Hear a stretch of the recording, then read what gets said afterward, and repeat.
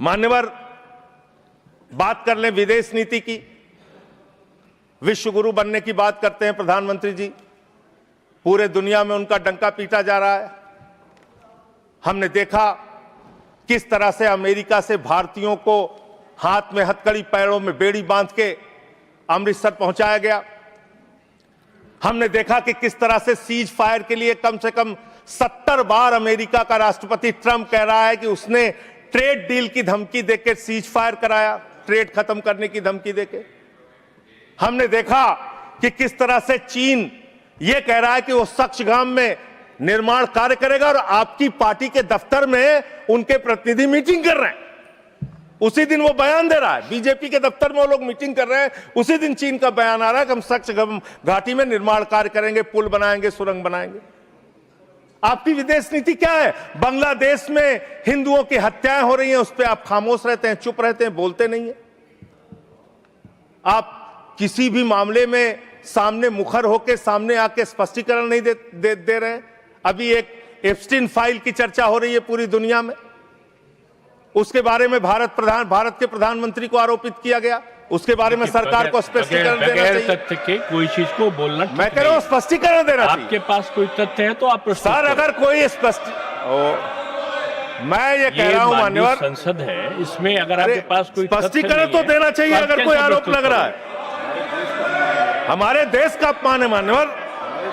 इनके बोलने के बाद मैं आपको समय देता हूं। आप कैसा काम करना चाहते हैं? खत्म हो रहा है, बात देता हूं। अरे भाई, आपके भारत के प्रधानमंत्री पे आरोप लग रहा है, आप लोग उस आरोप का जवाब नहीं देना चाहते। देश व्यवस्थाओं से चलेगी। यहां बैठे हैं जावेद भाई, संभल के अंदर एक जज ने न्याय का फैसला दिया और उस जज का ट्रांसफर कर दिया जाता है। यह जुडिशरी की हालत आपने कर दी है, यह कर दिया आपने।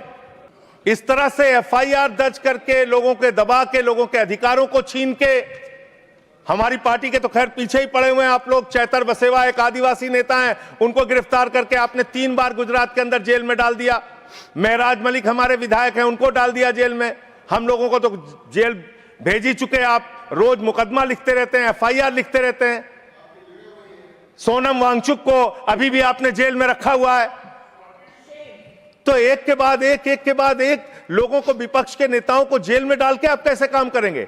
आप पूरे देश में एसआईआर के नाम पे लोगों के वोट काट रहे हैं, एसआईआर के नाम पे लोगों के वोट काट रहे हैं। बस खत्म कर रहा हूं सर, सबको 2-2, 3-3 मिनट मिला है। मैं 1 मिनट में खत्म, 1 मिनट में, आधा मिनट। मान्यवर, मैं पार्टी का लीडर हूं, 1 मिनट में खत्म। आधा मिनट पार्टी का लीडर है मान्यवर, एसआईआर के नाम पे आप क्या कर रहे हैं? पूरे देश में करोड़ों लोगों के वोट काट रहे हैं। यूपी की बात अगर मैं कर लूं तो वहां पर आपके ही राज्य निर्वाचन आयोग ने जो चुनाव की सूची बनाई, ग्रामीण चुनाव के लिए, पंचायत चुनाव के लिए और शहरी चुनाव के लिए, उसमें दिखाया 17 करोड़ वोट। और एसआईआर के लिए जो केंद्रीय ज्ञानेश कुमार जी की निगरानी में जो सूची बनी, उसमें दिखाया गया 12 करोड़ 55 लाख वोट, 4.5 करोड़ वोट उत्तर प्रदेश में कहां पर उड़ गए? और आप कह रहे हैं हर बूथ पे 200 वोट बनाएंगे तो 3.5 करोड़ वोट आप ऐसे ही बना लेंगे।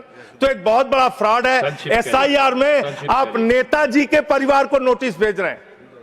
बस खत्म कर रहा हूं मान्यवर, एसआईआर में आप नेताजी सुभाष चंद्र बोस के परिवार को नोटिस भेज रहे हैं, नोबेल पुरस्कार विजेता अमर्त्य सेन को नोटिस भेज रहे हैं, पूर्व एडमिरल को नोटिस भेज रहे हैं। अब कैसा एसआईआर करा रहे हैं? ये एसआईआर नहीं है, चुनावी घोटाला है। मैं कहना चाहता हूं। बहुत बहुत धन्यवाद।